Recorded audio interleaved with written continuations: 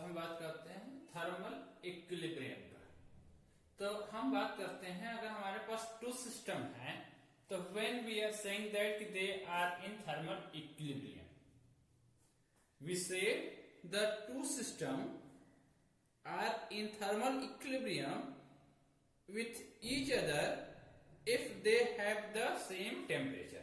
The condition for the two systems to be in thermal equilibrium that they should have the same temperature, मतलब equal temperature of each other. तो क्या होगा? two systems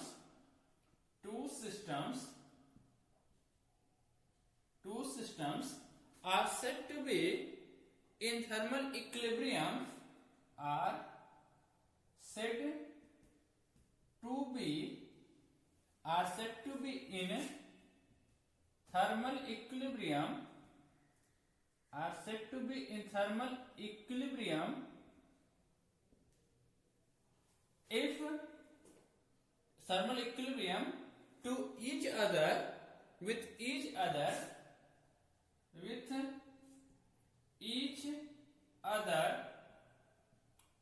if what they should have, if they have the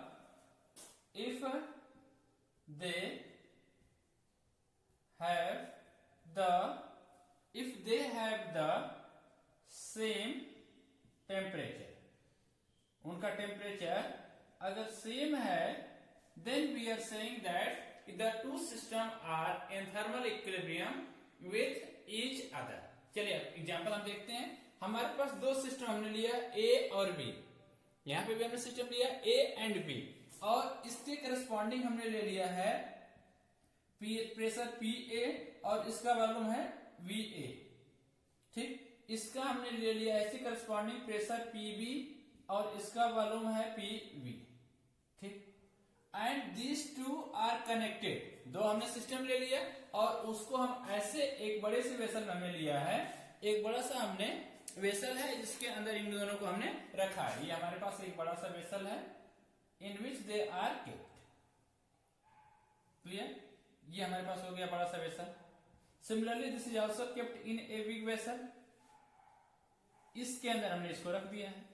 अब ये दोनों system A and B they are connected with each other by a adiabatic wall. अब आप समझ लें कि what is the meaning of adiabatic wall and what is the meaning of diathermic wall. Adiabatic wall किसको हम बोलते हैं? एक ऐसा दोनों के बीच का medium which does not allow any amount of heat from one system to the other system. मतलब क्या होगा? वो इंसुलेटिंग मटेरियल की होती है। ये हमारे पास जो है दिस वॉल जो है that is made with the insulating material so that heat from A does not go from B की तरफ नहीं जाएगी, and there is no exchange. Simple meaning of that there is no exchange of heat energy from the system A to the system B या from system B to the system A. कोई भी heat का exchange नहीं होगा। उस wall को हम बोलेंगे एडियाबेटिक वॉल। दूसरा हमने एक ऐसा सिस्टम लिया है that is connected with the diathermic wall. जो सिस्टम A एंड B है वो कनेक्ट है विद द डायथर्मिक वॉल। तो अगर ये डायथर्मिक वॉल से कनेक्ट हो गए तो डायथर्मिक का मतलब क्या है? एक कंडक्टिंग वॉल है। कंडक्टिंग वॉल का मतलब कि there is a transfer of heat from system A to B और from B to A। There is the exchange of heat energy. तो इफ देयर इज ए, अब हम बात करेंगे अलग अलग कि क्या इसका मीनिंग होगा, what will be the effect of that.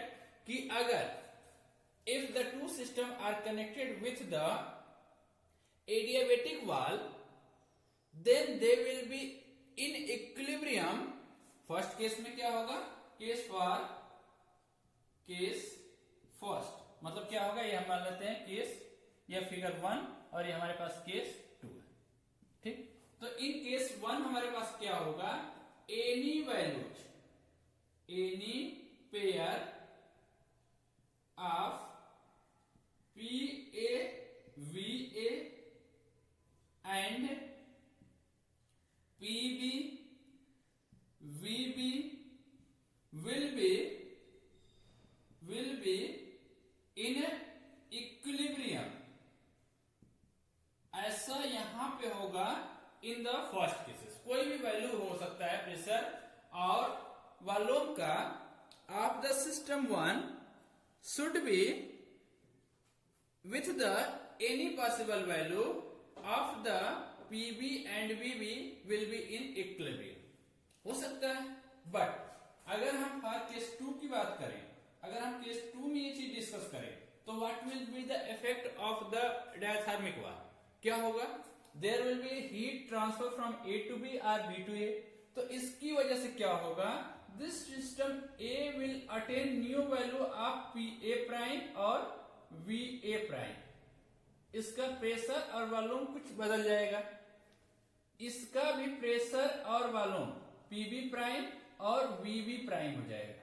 ठीक, ये क्या है? पहले पीबी और वीबी था, but due to the exchange of heat energy their pressure and volume will changed, and that will get a new value of pressure and volume which will be in equilibrium. New state of A and B will be in equilibrium. Case 2 में क्या होगा? PAVA जो था that will converted into a new state. वो आपका increase भी हो सकता है, डिक्रीज भी हो सकता है, but that will change. और ये क्या हो जाएगा? पीबी और वीबी अपने लिया था दूसरे सिस्टम का, that will change into PB prime और वीबी प्राइम. ये आपका एक्सचेंज होगा. और this will get a new state, means new state of A and B